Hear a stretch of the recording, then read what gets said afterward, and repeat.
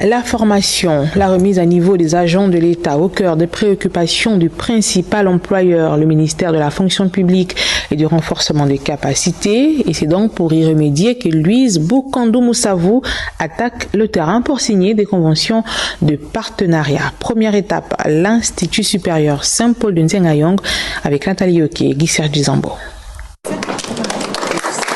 Plusieurs agents publics bénéficieront de formations sur place au Gabon, car le pays dispose désormais d'écoles supérieures aux normes internationales à même d'accueillir ces derniers.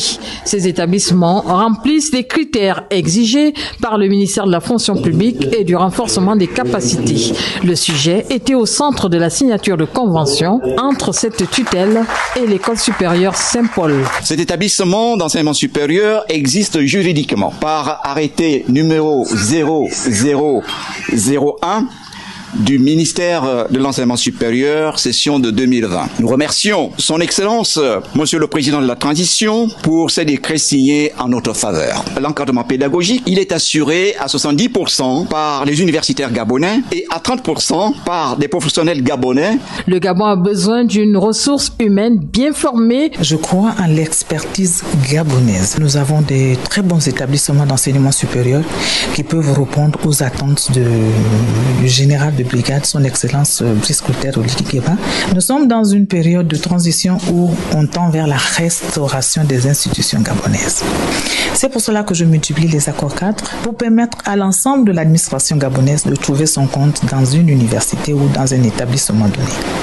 On pourra, pourquoi pas, étendre le partenariat jusqu'à recruter les jeunes diplômés en fonction des capacités d'accueil de nos administrations. La visite de cet établissement partenaire a permis de toucher du doigt la structure d'accueil. Parfois, les formations à l'extérieur ne cadrent pas avec nos réalités gabonaises.